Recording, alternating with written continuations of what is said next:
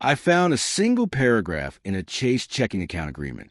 It allows them to charge you $47, then $94, then $188 for the exact same mistake. And you already agreed to it. Page 34, section 12.4. Most people never make it past page 2. I spent 72 hours reading the fine print. So you don't have to. What I found should be illegal. It's not. It's standard practice at every major bank in America. You think an overdraft is a one-time fee? A $34 slap on the wrist? Wrong. That's just the entry fee. The real game starts after you're already down. In the next 8 minutes, I'm going to show you why banks don't want you to understand their fee structure and the psychological trap that makes you blame yourself when they drain your account. If you've ever overdrafted, you've already paid for this information. Literally. Now, let me show you where your money actually went. You think you know how overdraft fees work. You don't. You think it's a penalty. A lesson. I spent money I didn't have. I paid the price. I learned my lesson. That's exactly what they want you to think. Here's the truth that contradicts everything you've been told. Overdraft protection isn't protection. It's a subscription service to penalty fees. And once you trigger the first one, the system is designed to ensure you can't escape without bleeding. The average American overdrafts 8 times per year. But here's what banks don't advertise. Once you overdraft once, you're 400% more likely to overdraft again within 30 days. Not because you're irresponsible, because they architected it that way. They call it liquidity management. I call it a trap. The betrayal isn't the fee itself.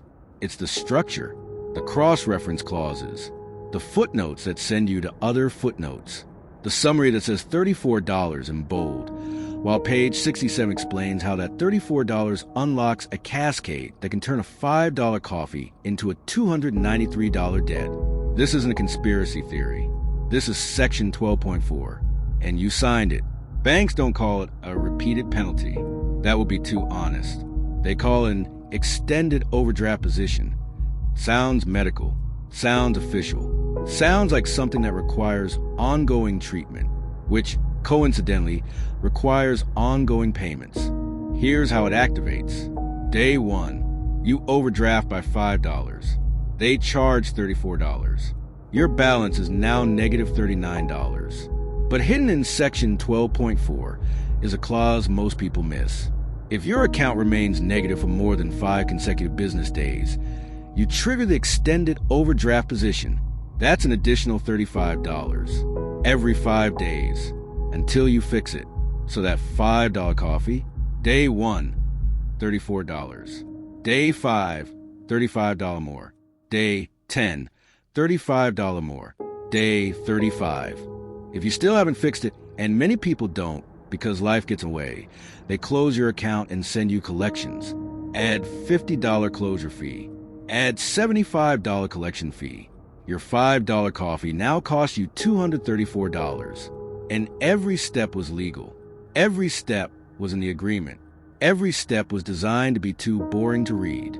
Here's the specific number that activates the cascade. $47. Chase, Bank of America, Wells Fargo. Almost every major bank has a threshold around this number. If your negative balance exceeds $47, you don't just get one fee. You unlock the sustained overdraft protocol. You enter the extended overdraft position automatically. But they don't explain this on page 1. Page 1 says $34 overdraft fee in big, friendly letters. The $47 threshold, that's on page 34. And the $35 recurring fee, that's referenced in a footnote on page 67 that sends you back to page 34, which references Appendix C, which defines business days differently than you think. They didn't hide this information. They buried it under cross-references, under definitions, under 86 pages of financial prose designed to make your eyes glaze over. And it worked. On you, on me, on 90% of their customers. Let me show you the math they hope you never do. This is a real Chase statement. Names change, but numbers exact. Sarah buys a $5 coffee on Monday morning. She has $3 in her account. She overdrafts by $2. Fee, $34. Balance, negative $36. She's under the $47 threshold, so no extended overdraft position yet. But Tuesday, her Spotify auto pays $12.99. Balance, negative $48.99. She just crossed the threshold. She doesn't know this. The bank does. Wednesday, no deposit. Thursday, no deposit. Friday, extended overdraft fee hits, $35. Balance, negative $83.99. She's now in the trap. Every 5 days, another $35. Sarah gets paid bi-weekly. She doesn't check her account. She's busy. She's working. She's stressed. By the time her paycheck hits 12 days later, she's accumulated $34 plus $35 plus $35. $104 in fees, on a $5 coffee, and a $13 Spotify charge. But here's the part that should make you angry. Sarah has $12,000 in savings in a different account at the same bank. They know this. They have the data. They charge her anyway because they could. This is an accident. It's a pattern. And it hits 3 specific demographics hardest. Because the bank knows exactly who won't fight back. The young professional. Meet Jake, 26. Direct deposit hits at midnight Friday. Rent check clears Thursday at 11 p.m. 1 hour difference. One $34 fee.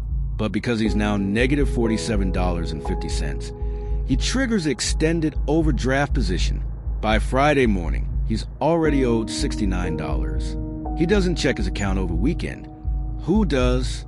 By Monday, it's $104. He spends the next 6 months catching up on fees that started with a 60-minute timing gap. Jake now believes he's bad with money. He's not. He's playing a game where the rules are hidden. The family breadwinner. Marcus, 42, $1,200 in checking. Mortgage auto pays on the 1st. Paycheck deposits on the 2nd. 1 day off. One $34 overdraft. But here's the trap. His mortgage was $1,400. His negative balance is $202, well over the $47 threshold. The bank charges him $35 every 5 days. By the time his paycheck clears, he's paid $139 in fees on a 24-hour cash flow gap. That's a 69% interest rate on 1 day. Marcus thinks he should have planned better. He shouldn't have had to. The bank structured this intentionally. The near retiree, Linda, 64, $40,000 in savings in a different account. Checking has $200. She forgets to transfer before an automatic donation hits. Negative $25. Should be a $34 fee.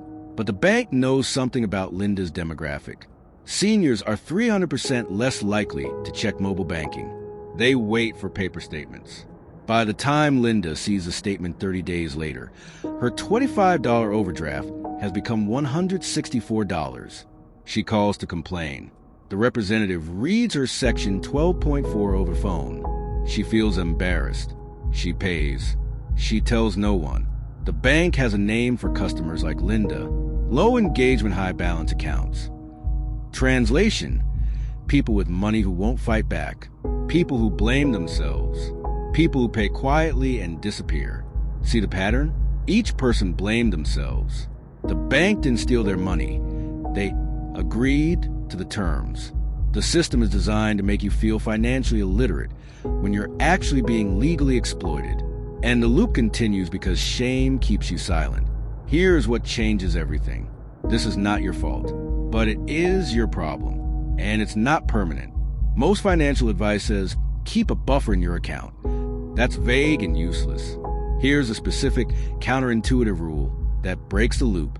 Never let your checking account drop below $47 above zero. Not $50. Not $100. Exactly $47. Why $47? Because $47 is a threshold that triggers the extended overdraft cascade at most major banks. If you never cross into negative $47 territory, you never unlock the penalty protocol. You're not avoiding overdrafts. You're avoiding the mechanism that turns one mistake into a debt spiral. 3 steps to exit the loop permanently. First, audit. Call your bank today.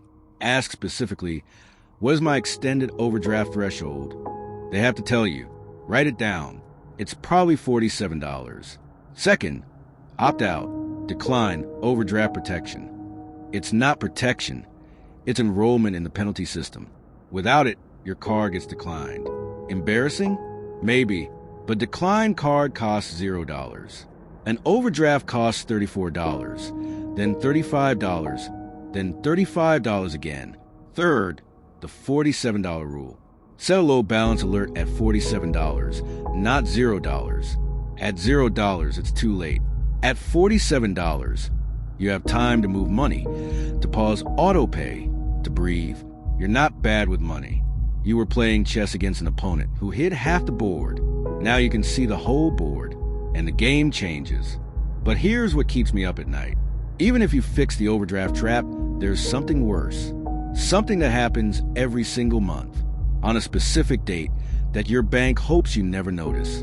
There's a 48-hour window each month when your bank makes more money off you than any other time. It's not when you overdraft. It's not when you pay fees. It's when they reorder your transactions. It's called high to low sequencing. And if you don't know which date they do it, you're losing money even when your math says you shouldn't be. Next video, why your bank hopes you never check this one date. I'm going to show you exactly how to find this date on your own statement, and why checking it once could save you hundreds this year. Subscribe and turn on notifications, because once you see this date on your own statement, you can't unsee it, and neither can your bank. I'll see you in the next one.